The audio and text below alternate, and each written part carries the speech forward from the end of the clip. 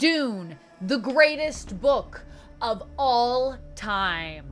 Apparently, you don't know Dune unless you've read the book. At least that's what people in the comments were telling me when I did my Dune Part Two trailer reactions, and I said I liked the 1984 David Lynch version.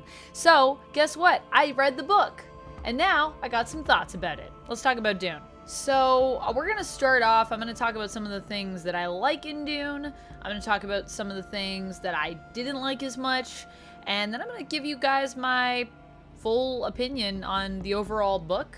So, I listened to the audiobook, one of the audiobooks for it on Audible, and it was narrated by Scott Brick, Orley Cassidy, I think is how you say that, Juan Morton, Simon Vance, Ilyana Kadushin, Brian Jennings, David R. Gordon, Jason Culp, Kent Broadhurst, Oliver Wyman, Patrick Kilgariff, and Scott Sowers. So that's everyone that was there. I'm assuming Scott Brick, I think he was the narrator. It had a great narrator. I really enjoyed the book. I did hear it was dense to read. To just preface this, I'm used to reading like old Victorian literature, so I wasn't too afraid of that. But I am glad that I listened to it because it just, I think, brought the book a little bit more to life for me. We'll talk about that a little bit more later. For now, let me tell you about some of the things that I really loved. The first thing that I love in this book, and in this story, and even in the new versions of the movie, I gravitated a bit towards her. Not as much as the book, though, is Jessica. I love Jessica. I think Jessica is my favorite character in Dune. So far, at least. Obviously, this is just book one. I know there's a whole Dune series. I was actually talking to my friend Sasha about it over on Casually Comics. If you're not checking out and subscribed to Casually Comics, by the way, you should do that. Sasha's awesome. I worked with her at Top 10 Nerd. She's great. Anyways, we had a little conversation a few days ago, and we were just geeking out about Dune, and she was telling me about the books and all this good stuff. Oh, man. Yeah, Jessica is just so awesome, and I cannot wait actually to jump into this series a little bit more. I think that Jessica in the movies in general is not portrayed really the same way. So in the Villeneuve version of Dune, I was told before I went and watched it with Uptown Duck, and Uptown Duck said, "Oh, you're gonna love Jessica. She's so cool. You're gonna be a big Jessica fan." He pegged that. He was correct, but I wasn't as much a fan of her in the new film. I just felt like, what's the big deal? And what I loved about her in the book is I think they tried to make her a little bit more outwardly tough in the movie. And I like actually her vulnerability, because I feel like although Jessica does have a pretty intense exterior that she puts on, a face that she puts on, she is still very much herself. And maybe it's also just because I think we get to see into her mind a little bit and kind of see what she's really feeling. It's pretty cool to see how strong she can be while also being vulnerable. And I just think in the new film, we haven't really seen as much of the vulnerability of Jessica. So I'm hoping we see that more in part two, because that is actually my favorite thing about her, is her vulnerability. Which is, I think she would say at times a weakness, but I think it's a strength, because I think it changes the way that she sees the world. And in a weird way, it makes her make choices. I mean, she's always calculating. She's always making choices because she thinks it's the best play. But I will say, I think there are times when she's thinking with her heart and she puts that above other stuff. And I think that's really powerful. I'm just going to say, I love it. I love it. Jessica's so cool. Another element of the book that I really love is the world building that we have. So the world of Dune is really cool. The politics of it, the fact that it's basically history on a loop, and the fact that we're in the future, but it's like, what if we went into the future and the future was just the past? I think that's a really cool concept, especially as someone that loves history.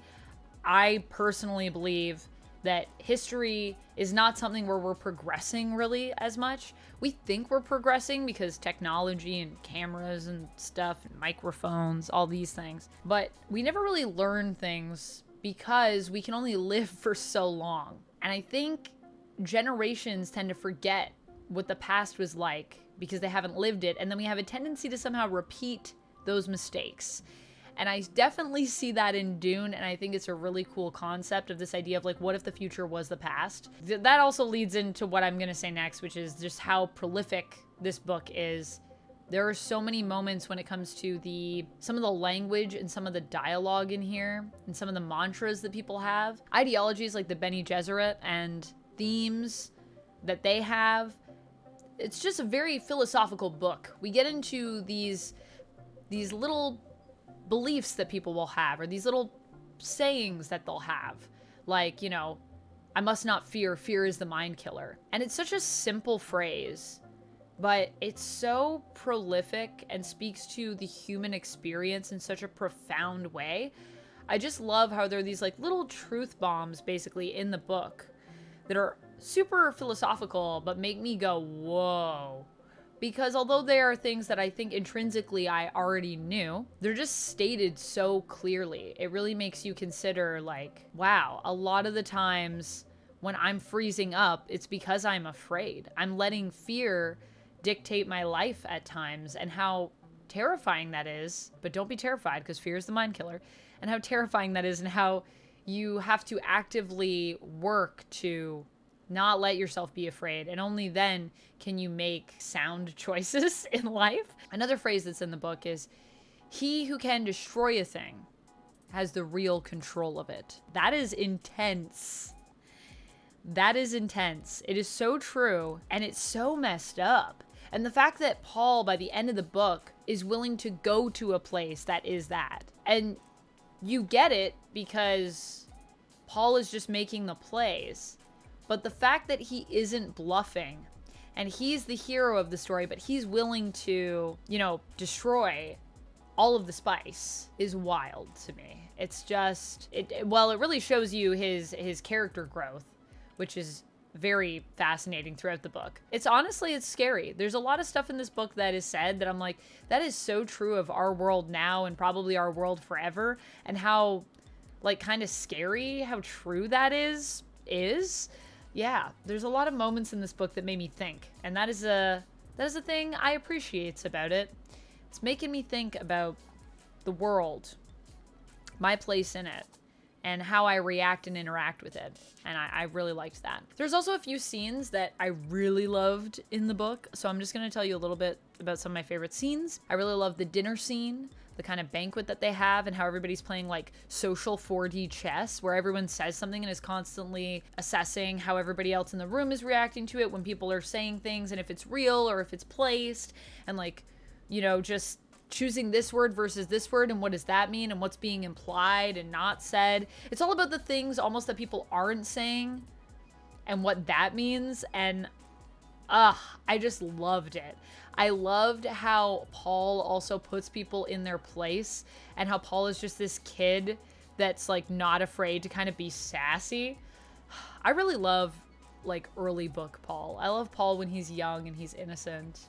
I mean, I don't know if we say innocent. I would say he's innocent at the beginning of the book. And I love this version of him that thinks, you know, he's trying to figure out the world, and he's just this really smart kid.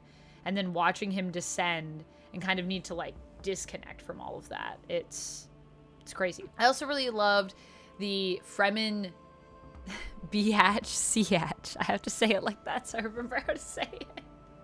I saw that on Reddit. Someone was trying to say, how do you say Siatch? And they were like, Siatch, Biatch. And I was like, I'll never forget it now. Another scene that I really loved is the Fremen Siatch orgy scene.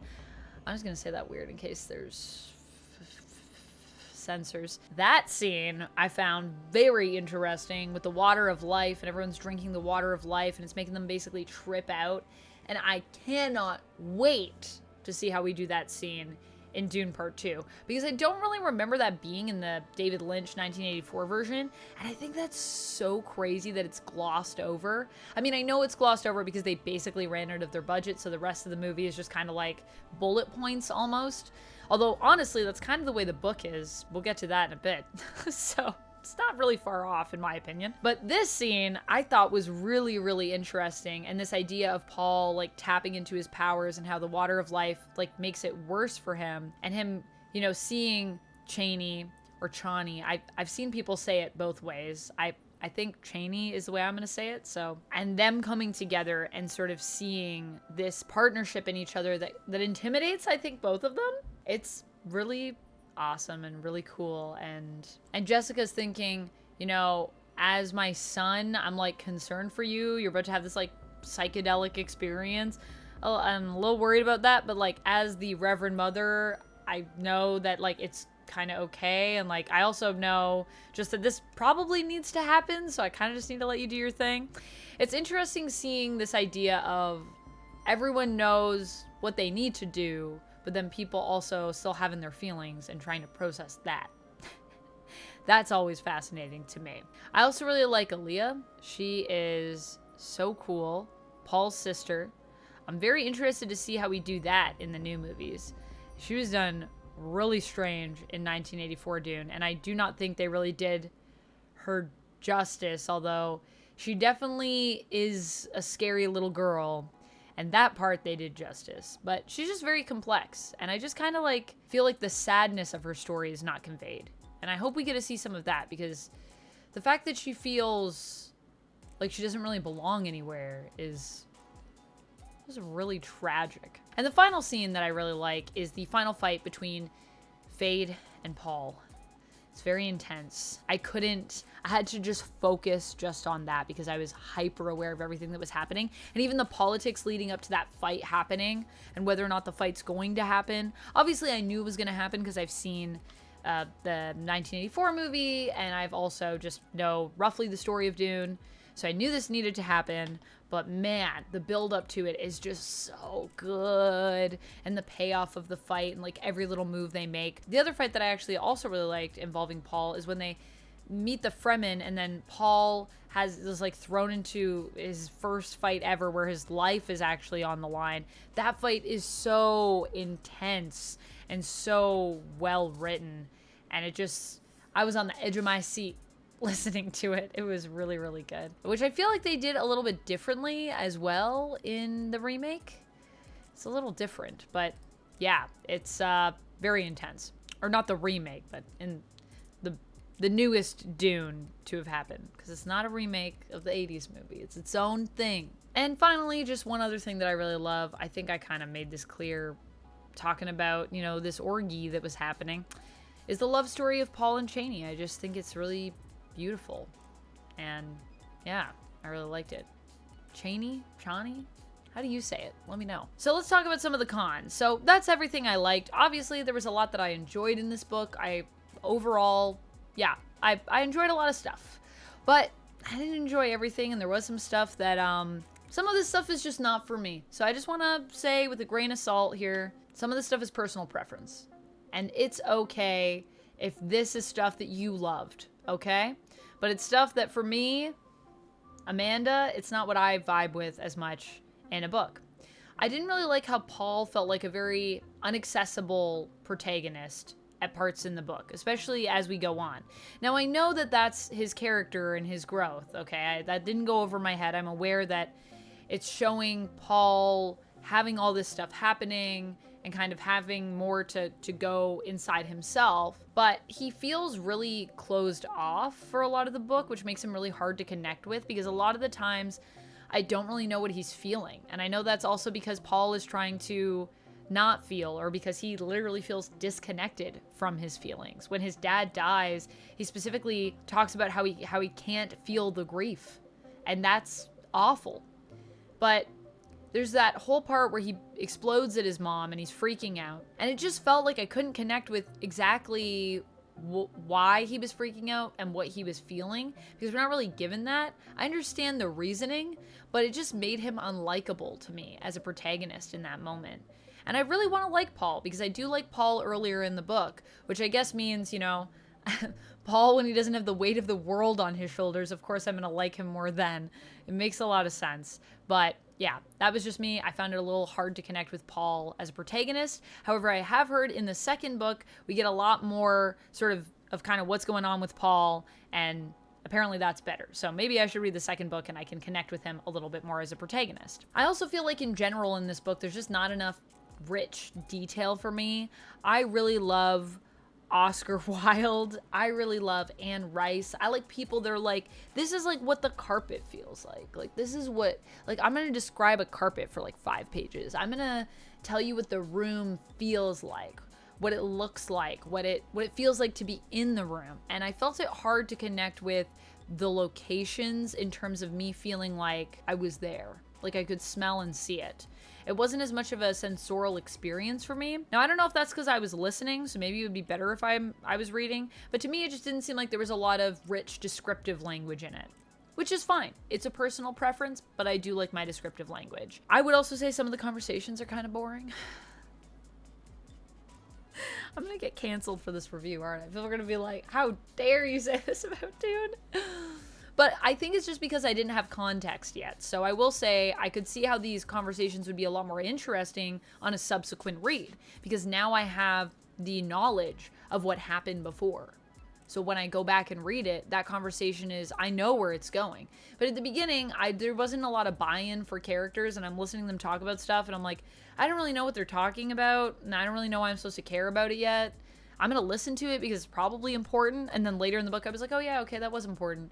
But it's just, like, there's not a lot of buy-in. So it made it hard for me to want to listen to it. I was just like, I'll listen to this because I got to get to the next part, and I'm sure it's important, otherwise it wouldn't be in the book. That isn't my favorite way to hear things. However, I do like the intros to each chapter with Princess Irulan, and I did like sort of getting to know about the world and the characters through like her books that she's written about her experiences with people in her life. I think that's really cool, actually. I really like that element of it. So there's a pro in the cons for you.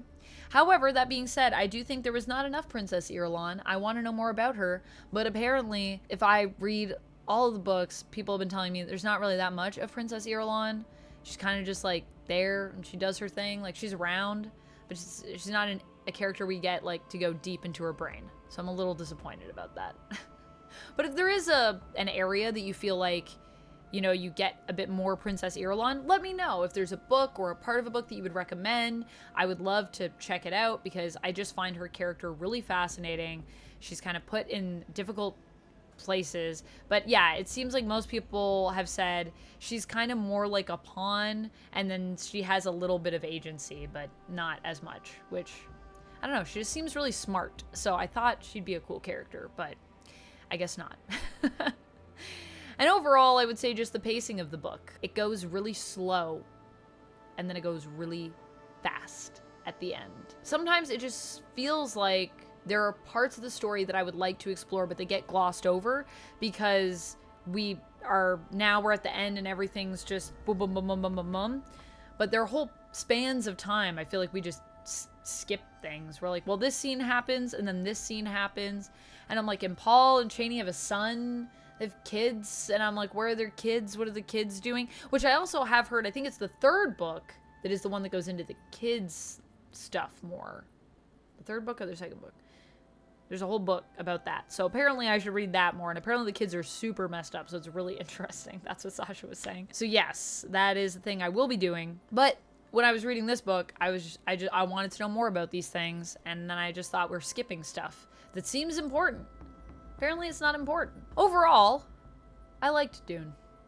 I thought it was a good book. It's good. But for me, it wasn't the greatest sci-fi book of all time. It just wasn't. And I do understand that we have to consider the context of when this book came out and how prolific it would have been for the time period, and how it's also doing something very different from a lot of other sci-fi books, which is super cool. But for me, it was just good. I totally get if you're a person that this is the book that like changed your life. That's fine. I enjoyed it. Parts of it have stayed with me, and I think will always stay with me.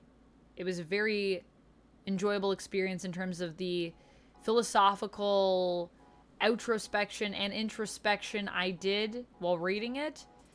But I do think, yeah, it's just not my favorite. But it's good.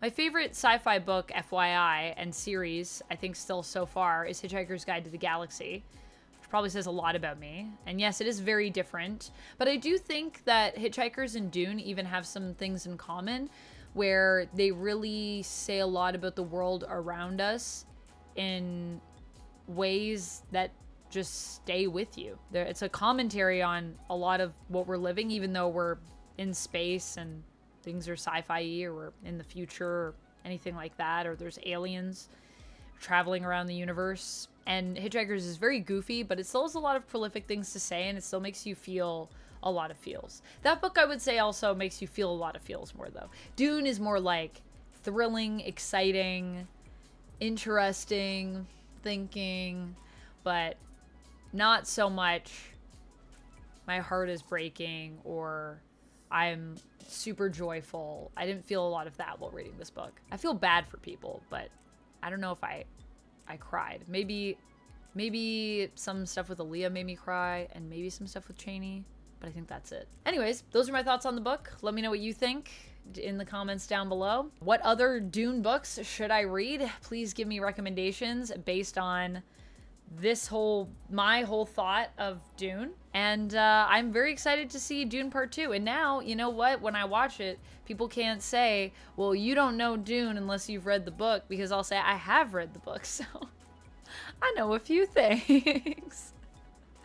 Anyways, friends, that's my thoughts. Thank you so much for watching this review.